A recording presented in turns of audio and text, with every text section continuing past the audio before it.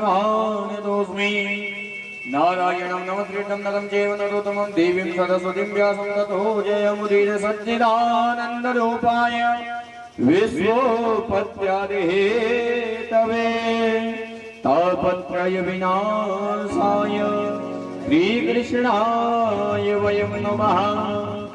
यं प्रवजन्तमनपेतमपेतकृत्यं द्वैपायनो विरहका तदयाजुहावः पुत्रेति तन्मयतया तरिमो विनेदो तं सर्वभूतहृदयं मुनिमानतोऽस्मि नारायणं नमस्कृतं नरं चैव नरोत्तमं देवीं सरस्वतीं व्यासं ततो जयमुदीरये।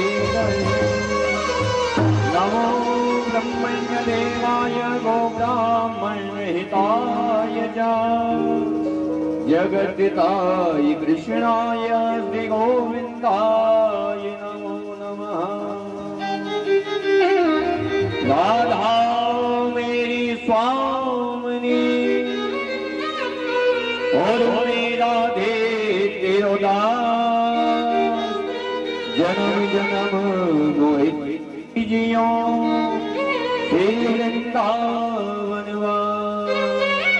सभी भक्तगण भागवत कथा के लिए आरती के लिए सभी आगे आ जाएंगे। सभी भक्तगण आरती करेंगे। ओम हरि ओम नमः मनसो ज्ञान जगतो सूर्यो जायता सोद्राद्वासमनाय श्री भागवत भगवान की है आरती पापियों को पाप से तारती। श्री भागवत भगवान की है आरती पापियों को पाप से है तारती। श्री भागवत भगवान की है आरती पापियों को पाप से है तारती। श्री भागवत भगवान की है आरती पापियों को पाप से है तारती। अमर करती मुक्ति पकड़ी मंचन भेजने वाला सत्य जलाने वाला ये अमर करती मुक्ति पकड़ी पंचम भेजने वाला कभी ज्योति जगाने वाला।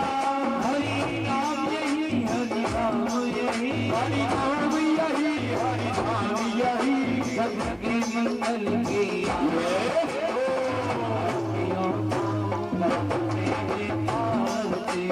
भागवत भगवान की है आरती पापियों को पाप से है तारती। गीत पावन पुनीत पापों को मिटाने वाला कराने वाला से कराने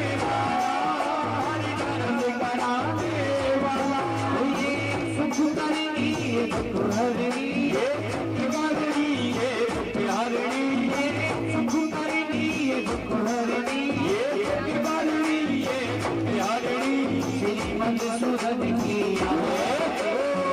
पापियों को पाप से तारती। भागवत भगवान की है आरती पापियों को पाप से है तारती। मधुरी कौन जगवंती कौन सतमार्ग बताने वाला को बनाने वाला ये मधुर बोल जगवंत बोल सतमार्ग बताने वाला बिगड़ी को बनाने वाला। राम यही घनश्याम यही राम यही गोपाल यही राम यही घनश्याम यही राम यही घनश्याम यही सबकी महिमा किया को पाप से तारती।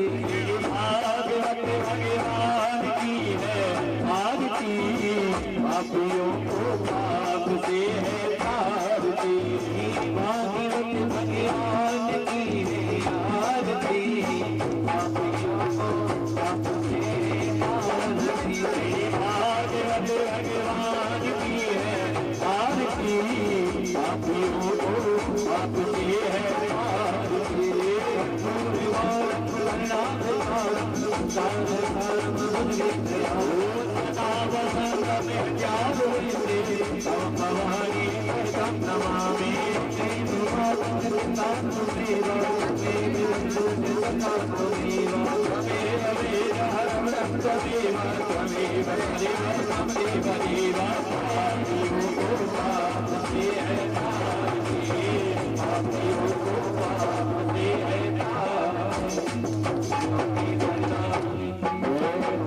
जलम शीलम गणे वसुदेवा विवंदनम अहम देहो शांति अंतर्गो शांति पृथ्वी शांति रापः शांति लोकदेह शांति वनस्पतयः शांति पुष्पजीवाः शांति ब्रह्म शांति सर्वं शांति शांति देव शांति सामा शांति हरि ओम ओम हरि ओम जगनेन जगमय जन्तति वास्तानि धर्माणि प्रथमान्यः सताते अनागम महिमानः सचन्द्रपूर्वे सदा शांति हरि ओम एकदन्ताय विद्महे वक्रतुण्डाय धीमहि तन्नो सन्धिः प्रचोदयात् हरिः ओं तत्पुरुषाय विद्महे महादेवाय धीमहि तन्नो रुद्रः प्रचोदयात् हरिः ओं नन्दनन्दनाय विद्महे यशोदानन्दनाय धीमहि तन्नो कृष्णः प्रचोदयात् वन्दे गावकुलचम्पकपाटिलाभे नागजाति करवीरवसाले पुष्पै प्रभाल तुलसी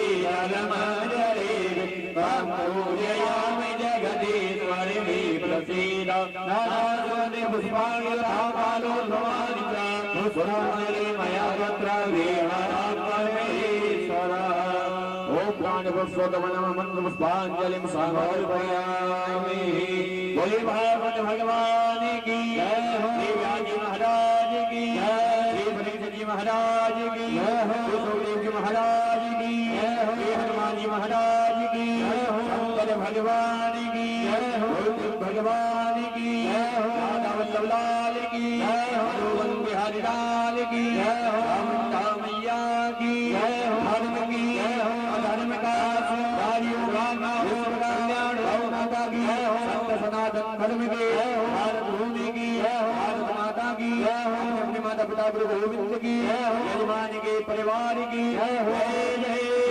राधे जय जय राधे जय जय पार्वती पदे हर हर महादेव शंभो। श्री रामचंद्राय वेदसे रघुनाथाय नाथाय सीताया पते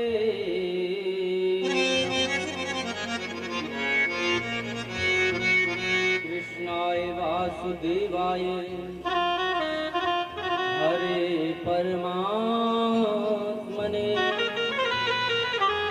प्रणतः क्लेशनाशाय गोविंदाय नमो नमः। बंसी विभूषित करा नवनीरदाभा पीतांबरा तरुण बिंब भला धरुषा पूर्णेन्द्र सुंदर मुखाधर इंद्र नेत्रा कृष्णात् परं किमपि तत्त्वमहं न जाने।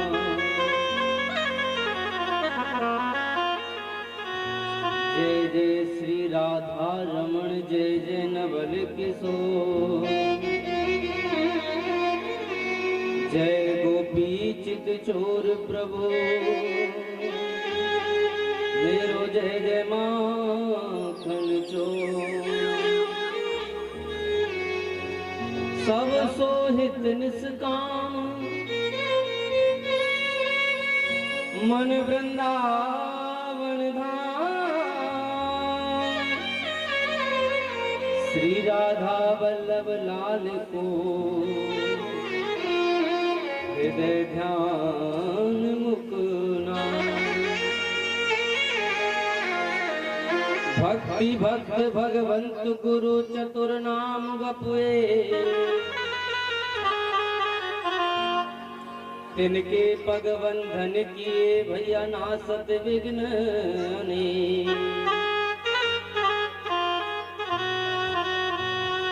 जय जय श्री राधा रमण जय जय नवल किशोर जय गोपी जित चोर प्रभु जय जय माखन चोर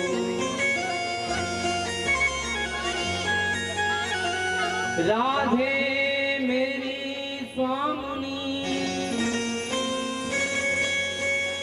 मेरा धे तेरो दास जन्म जन्म मोहि दीजियो श्री वृंदावन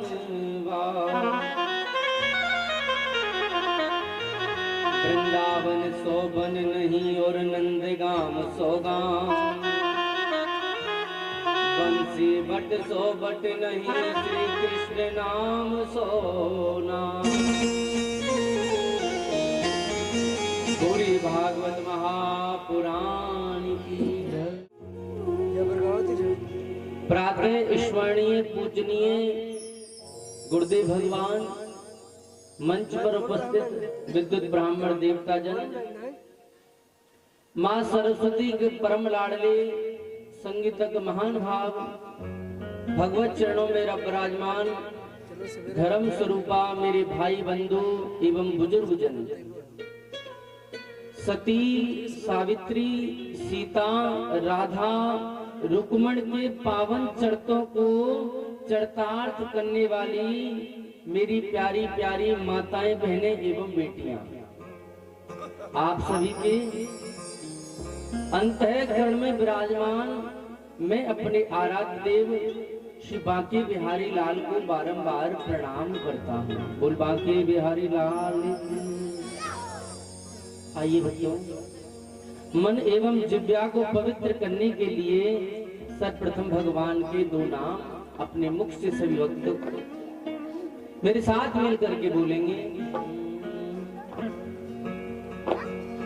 और मधुवन की लताओं में देखूं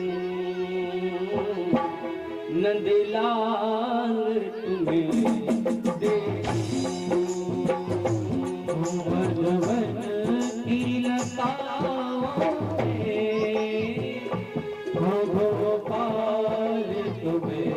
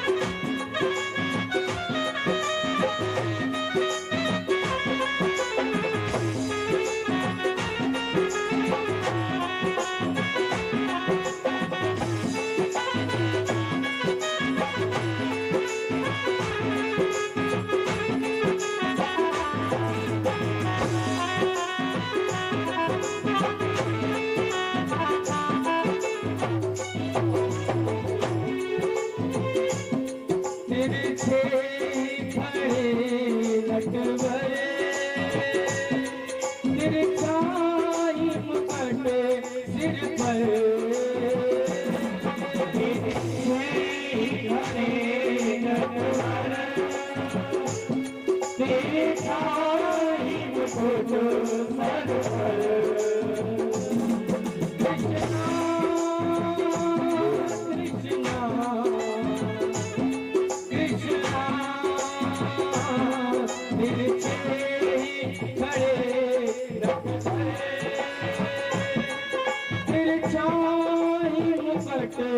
सिर पर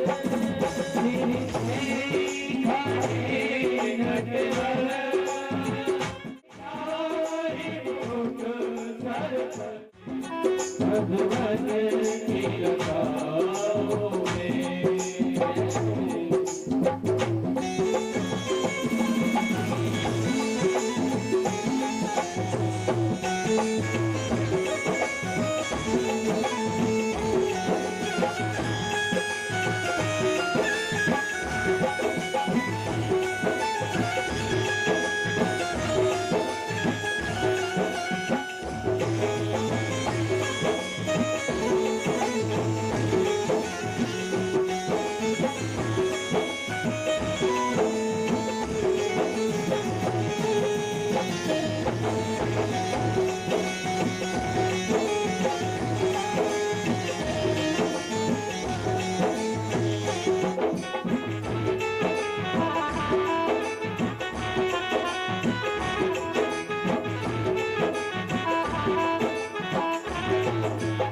यमुना का किनारा हो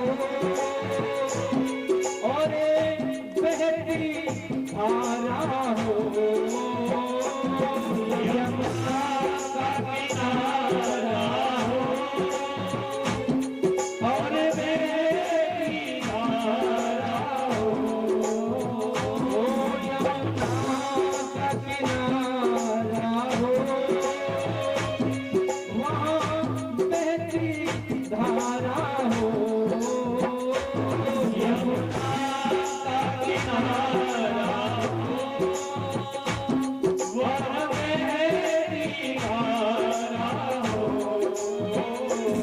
वहाँ बंसी बजाते हुए वहाँ बंसी बजाते हुए ओ गोपाल तुम्हें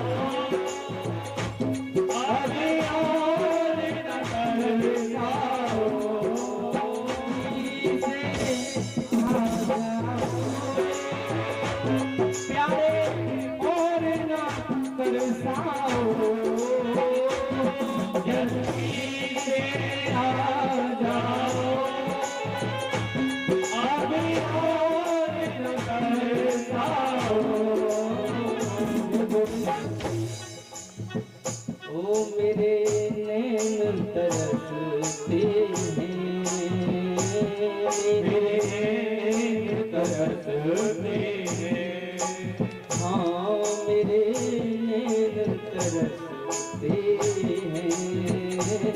मेरे नैन तरसते हैं।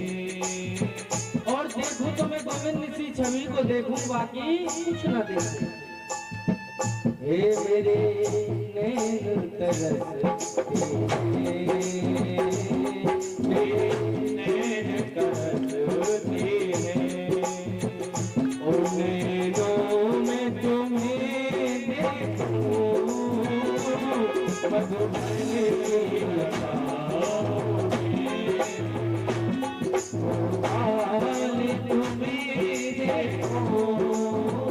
में तुम्हें देखूं मधुबन की लताओं में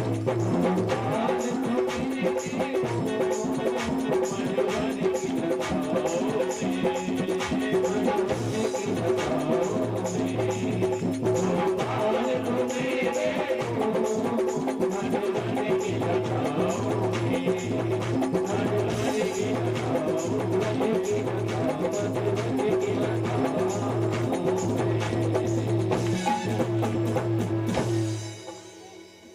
लताओं मधुबन की लताओं में और मैं गोपाल तुम्हें देखूं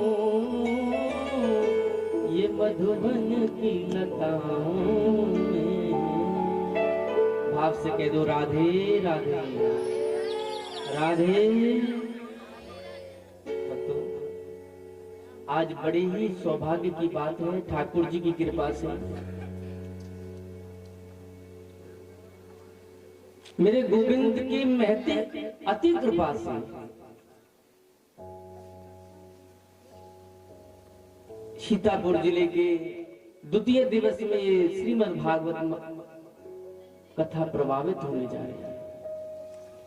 आइए भक्तों, इस ज्ञान गंगा में गोता लगा करके अपने जीवन को धन्य बनाते हैं।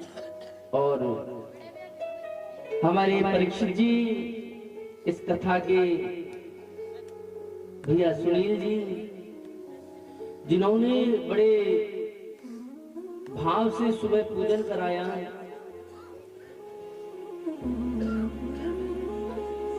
भागवत महारानी की कृपा इनके ऊपर सदा बनी रहे, भगवान से यही प्रार्थना। कल भक्तों ने बड़ी सुंदर कथाओं को श्रवण किया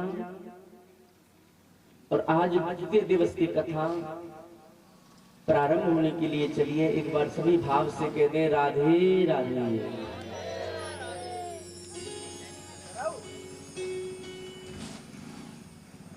जन्माद्यस्य यतोऽन्वयादितरतस् तेने ब्रह्महृदाय आदिकवये मुह्यन्त यत् सूरया तेजो वारिमृतां यथा विनिमयो यत्र त्रिसर्गो मृषा धाम्ना स्वेन सदा निरस्तकुहकम् सत्यं परं धीमहि। कल जो आपने कथा श्रवण करी थी वो पद्म पुराण से 6 अध्याय में से ली गई है, और जो अभी आपने ये श्लोक सुना है ये भागवत जी के प्रथम अध्याय का प्रथम श्लोक है। जन्माद्यस्य यतोऽन्वयादितरतश्चार्थेषु विघ्नस्वराट्, और कहा सत्यम परम धीमहि। कल हमने सत्य के बारे में बताया भक्तों आपको, सत्य कोई है तो वो परम पिता परमात्मा ही है। ये जो भी चीज हमें दी गई है ये कुछ समय के लिए दी गई है, वापस हमसे ले ली जाएंगी। आज किसी भक्त के पास चाहे कितनी भी महंगा बड़ा, चाहे मोबाइल हो, चाहे कोई भी सुख सुविधा का सामान हो, वो आज है, कोई भरोसा थोड़ी है कल रहेगा हमारे पास, क्योंकि वो सत्य नहीं है। किसी ने कोई गाड़ी ली, 2-4 साल चलाई, फिर उसके बाद बेच दी, क्योंकि वो हमारी है नहीं, सत्य नहीं है, दूसरी लेके आए। अगर सत्य है, अटल है, घनीभूत है, तो वो परमपिता परमात्मा ही है। इसी प्रकार देखिए भागवत के प्रथम श्लोक में भागवत जी में किसी की वंदना नहीं कही है। वेद व्यास जी ने कहा है सत्यम परम धीमहि, सत्य की वंदना की।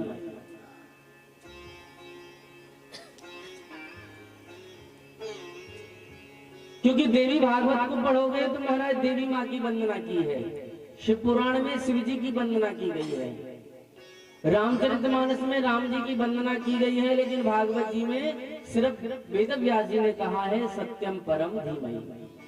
और सच बात बताऊं, जीवन को जब छोड़ करके प्राणी इस धराधाम को छोड़ करके जाता है ना, जब उसे लेकर के जाते हैं तो पीछे वाले भक्त एक ही बात कहते हैं भैया कि राम नाम, यही कहते हैं, क्योंकि भगवान का ही नाम सत्य है।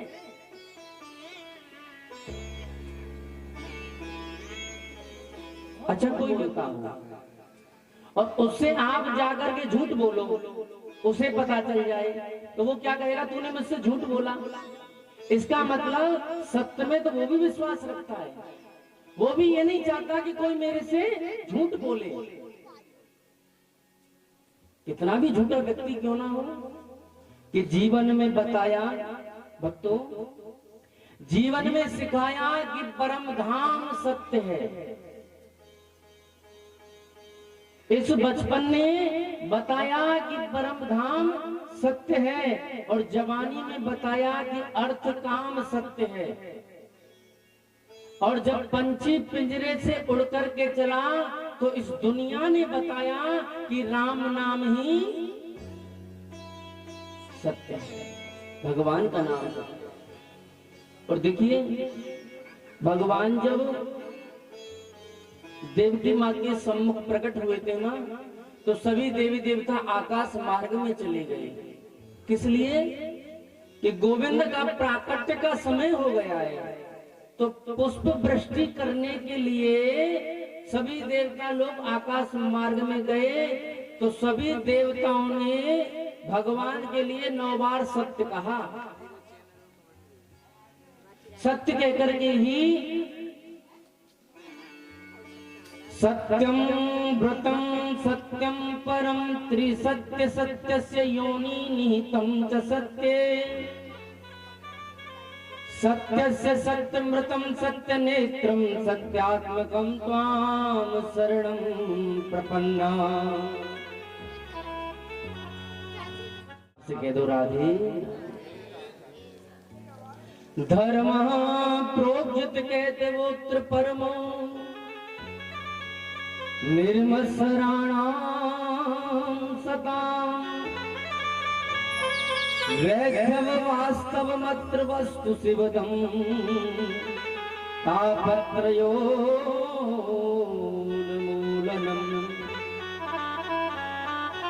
श्रीमद्भागवते महामुनिकृते किं वा परैरीश्वरा सत्यो हृद्यवरुध्यते कृतवी शुश्रूषुभिस्तक्षणा।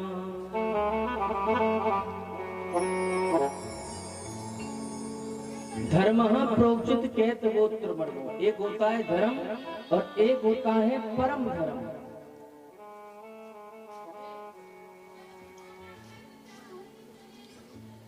कथा कराई बहुत अच्छी बात है,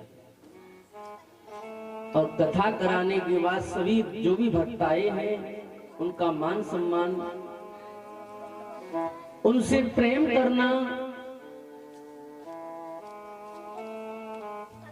एक भक्त भगवान की कथा में आया, खुद तो आया, ये तो उसने धर्म का कार्य किया, लेकिन 4 लोगों को और लेकर के आया, तो भैया ये परम धर्म का काम किया। तो खुद तो तर रहा है, लेकिन अपने साथियों को, अपने पड़ोसियों को भी इस कथा से जोड़ करके तारने की कोशिश करता है। इस परिवार ने कथा को कराया, हमारे सतपाल बाबू जी ने। अब ये खुद तो डर रहे, इसके चक्कर में उस परमात्मा से आपका भी मिलन करा रहे हैं। ये कर रही है तो अच्छी बात है, ये तो धर्म का कार्य है, लेकिन आपको भी इस कथा से जुड़ करके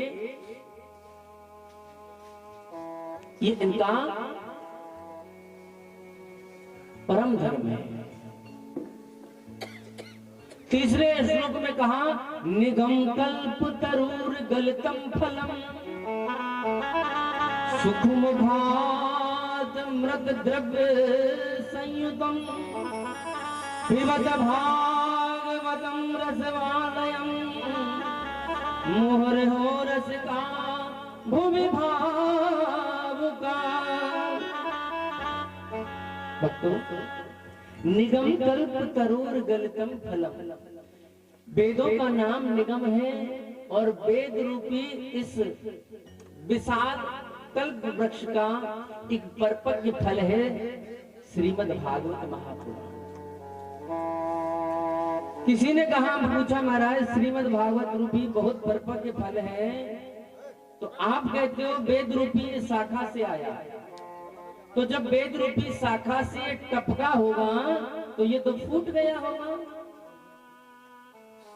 तो भक्तों, श्रीधर स्वामी पादजी महाराज कहते हैं ये फल फूटा नहीं, क्योंकि शिष्य प्रति शिष्य रूप पल्लम प्रयास सनेर खंड मेवावती न तुच्छ निपातेन स्फुटितम। ये नीचे गिरा होता तो शायद फूट जाता, यानी शिष्य प्रति शिष्य यानी एक दूसरे के सहारे से इस धराधाम पर आया।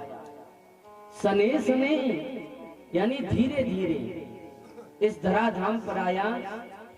सबसे पहले भगवान नारायण की शाखा से, ये दिव्य शाखा से ये फल टपका, तो इसका नाम हुआ भागवत प्रोक्तम भागवतम। भगवान नारायण ने 4 श्लोकों में भागवत कथा को लिखा। जब भगवान नारायण की शाखा से ये फल टपका तो कहते हैं भक्तों, श्री ब्रह्मा जी की शाखा पर आकर के अटक गया। और जब ये फल ब्रह्मा जी की शाखा से ये टपका तो नारद जी की शाखा पर आकर के अटक गया। नारद जी की शाखा से ये फल जब टपका तो महर्षि वेदव्यास जी की शाखा पर आकर के अटक गया। महर्षि वेदव्यास जी की शाखा से ये फल टपका, ये फल फूटा नहीं, यूं की त्यों बना रहा। तो किसी ने व्यास जी से पूछा, महाराज फल सुंदर है, पका हुआ है, लेकिन खट्टा भी तो हो सकता है। तो कहते सुख मुखाद मृत द्रव संयुतम, इस फल का जो खाने वाला है ना, जो पारखी है, वो सुख यानी तोता है। कौन है? कौन है भक्तों? तोता। तोता उसी फल में चोंच मारता है जो फल मीठा होता है, या फिर तोता उसी फल में अपना चंचल प्रहार करता है जो फल मीठा होता है, या फिर तोते की चोंच लगने के बाद वो फल स्वतः ही मीठा हो जाता है। आपने कभी बेर खाए, अरमूद वगैरह खाए तोते के झूठे के नहीं खाए? मीठे होते कि नहीं होते? चाहे वो कच्चा ही क्यों ना हो, लेकिन वो फल अवश्य मीठा होगा। तो इस फल का जो पारखी है, जो खाने वाला है ना, अरे भैया वो तोता है, तो ये फल खट्टा कैसे हो सकता है? महाराज इसमें रस कौन सा है? अमृतम परमानंदम सा एव द्रवोषम। भगवान कहते हैं श्री कृष्ण के रस से ये परिपूर्ण फल है।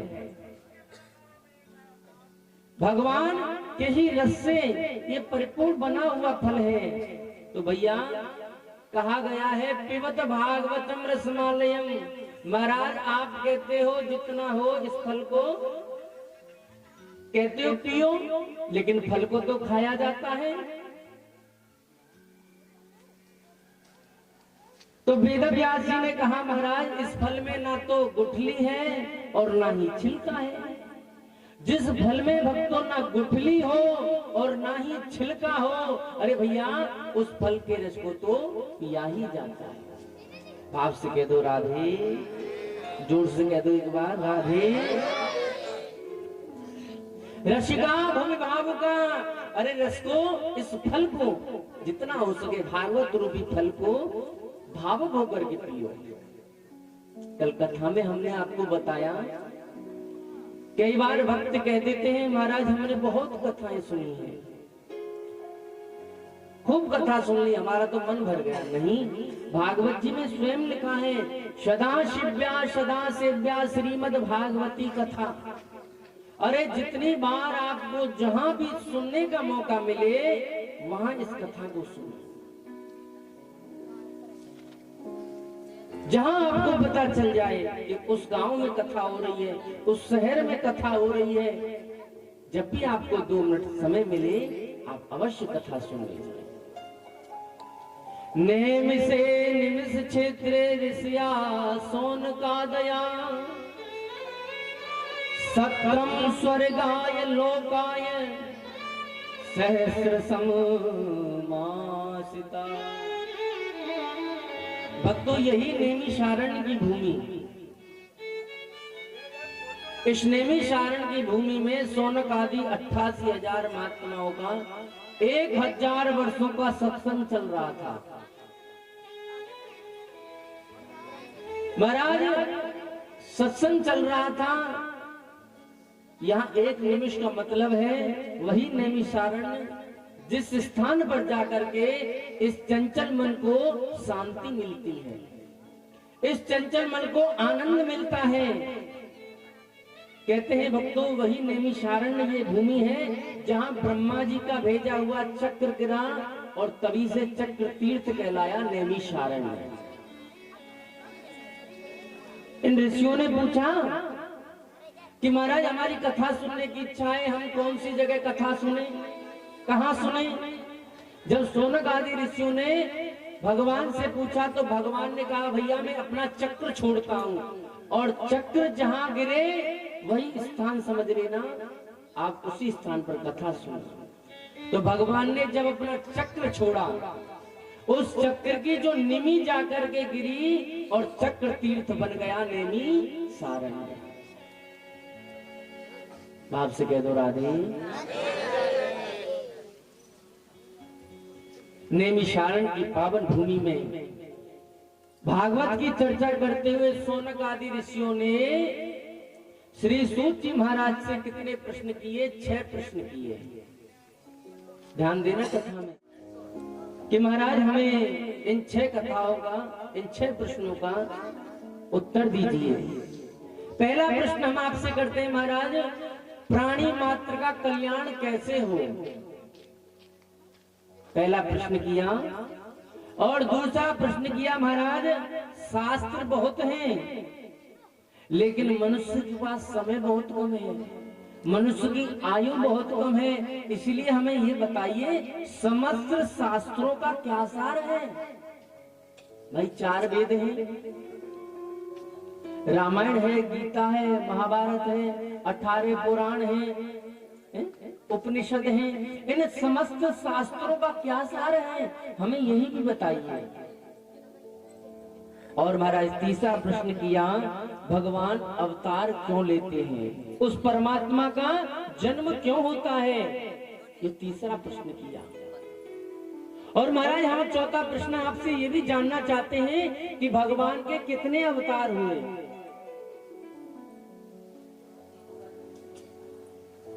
और 5वां प्रश्न किया महाराज जीवन का परम लक्ष्य क्या है? क्या ये धन कमाना,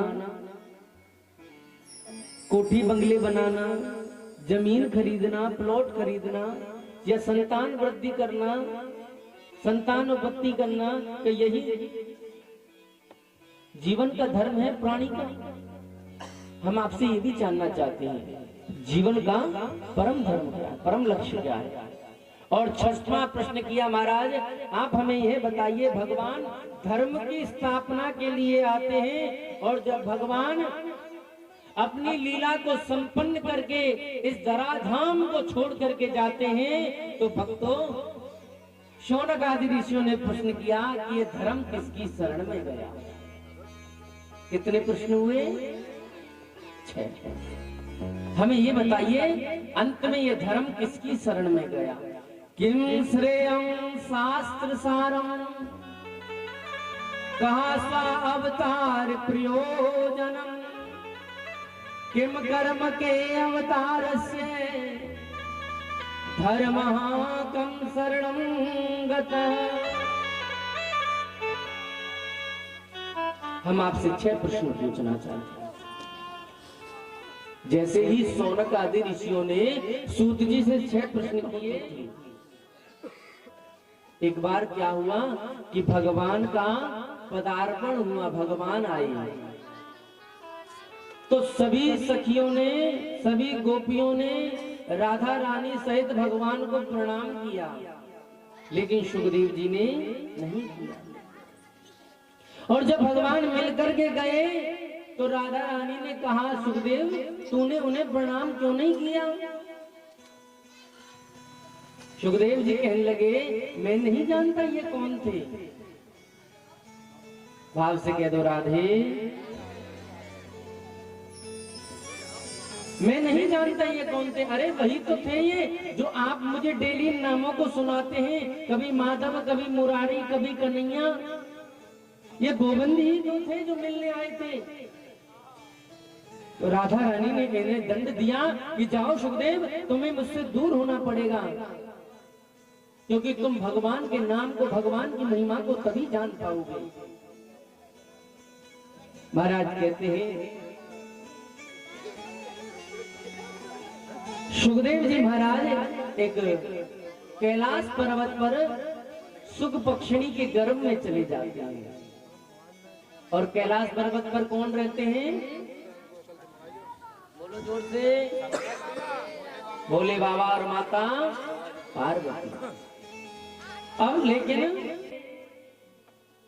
इनकी चर्चा कैसे हो तो नारद जी महाराज कहते हैं, एक रोज कैलाश पर्वत पर गए, देखा तो माता पार्वती और बाबा भोलेनाथ बैठे हुए थे।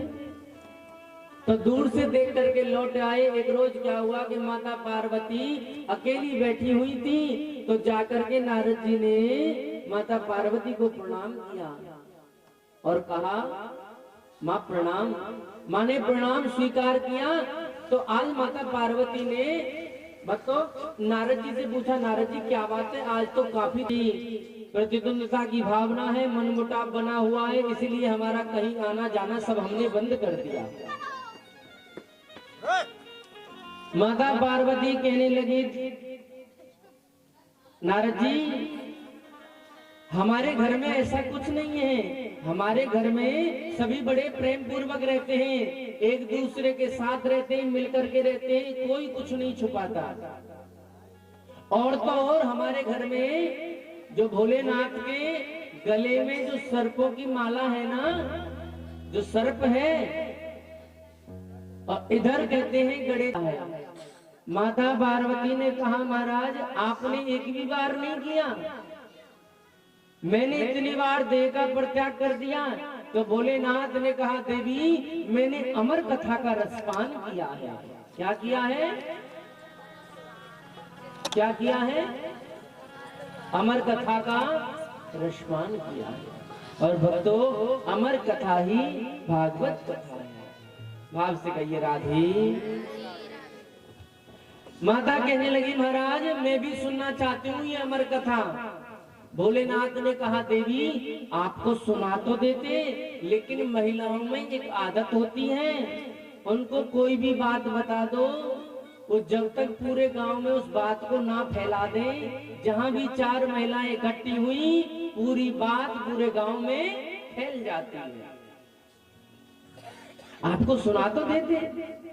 माता पार्वती ने कहा, स्वामी मैं आपको वचन देती हूँ, मैं किसी को ये बात नहीं बताऊंगी। महाराज कहते हैं कैलाश पर्वत पर उसी शिला पर कल्प वृक्ष के नीचे माता पार्वती महादेव जी बैठे हैं। लेकिन महादेव जी कहते हैं भक्तों, कथा प्रारंभ करने से पहले 3 ताली बजाते हैं। क्या बजाते हैं? 3 ताली। जैसे ही पहली ताली बजाई तो कैलाश पर्वत पर जो भी छोटे मोटे जीव जंतु थे वो कैलाश पर्वत छोड़ करके चले जाते हैं। दूसरी ताली बजाते हैं तो महादेव जी का जो त्रिशूल है ना, वो भैया कैलाश पर्वत की 3 परिक्रमा करके आता है। क्यों? क्योंकि कोई छुपके से जीव जंतु रह तो नहीं गया, देख करके आता है। अमर कथाएं जो भी सुन लेगा वो अमर हो जाएगा। और जैसे ही तीसरी ताली बजाते हैं तो महाराज कहते हैं सुगंधित हवाएं चलने लगती हैं, भक्ति में वातावरण हो जाता है। कई बार आप जाते हो कथा में, कीर्तन में तालियां बजाई जाती हैं, आपसे भी बजवाई जाती है। क्यों? इसका भी रहस्य है। हम जब बैठे रहते हैं ना कथा में, सत्संग में, कीर्तन में, तो मोह माया रूपी हमारे इस बुद्धि में विकार आते हैं। बार बार में हम कुछ ना कुछ नया नया सोचने लगे रहते हैं। लेकिन जब भक्त का ताली बजाने में ध्यान रहेगा तो जीव का और उस परम पिता परमात्मा का मिलन हो जाएगा। जैसे एक शेर जो होता है, शेर जंगल में जब दहाड़ता है ना, गर्जना करता है, तो जितने भी छोटे मोटे जीव जंतु होते हैं वो उस जंगल को छोड़ करके दूर भाग जाते हैं कि भाई शेर आ गया, दहाड़ से ही भाग जाते हैं दूर। ऐसे ही हमारे मन में कोई मोह माया रूपी ऐसे विकार आते हैं तो ताली बजाने से वो दूर हो जाता है। तालियों के बजाने से, बड़ी सुंदर बात आपको बताऊं, तालियों के बजाने से लकीरें बदल जाती हैं।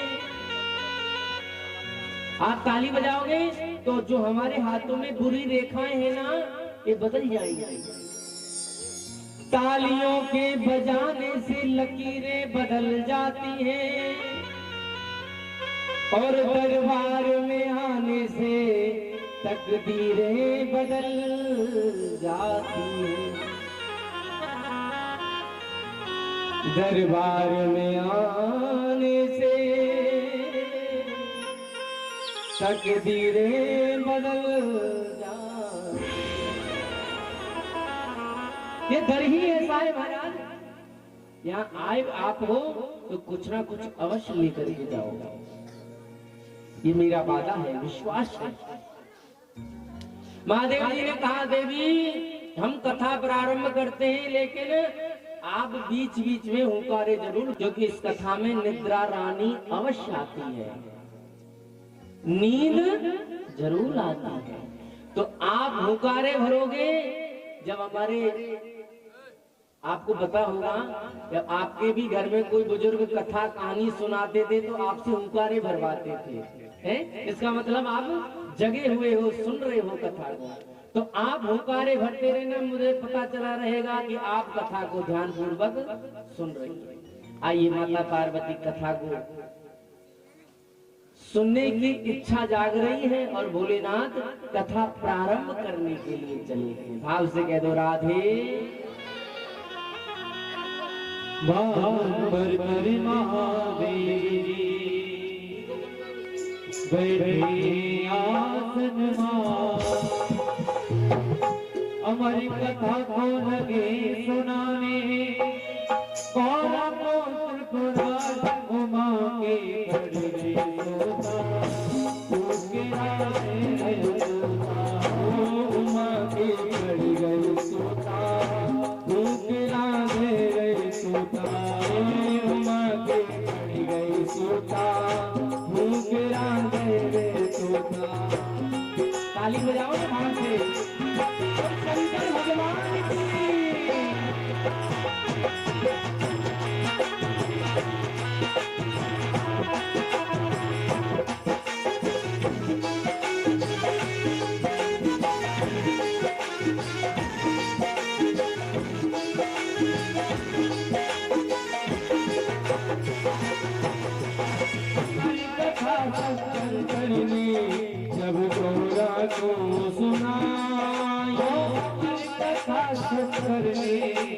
जब गौरा को सुनाई हमारे कथा शंकर ने जब गौरा को सुनाई ओ कथा हुई ना पूरी और नीली उमाई कथा हुई ना पूरी गौरा को नींद आई मालूम नहीं पड़ा शंकर को मालूम नहीं पड़ा शंकर को देखती हूँ अरे हाँ देखती हूँ नींद में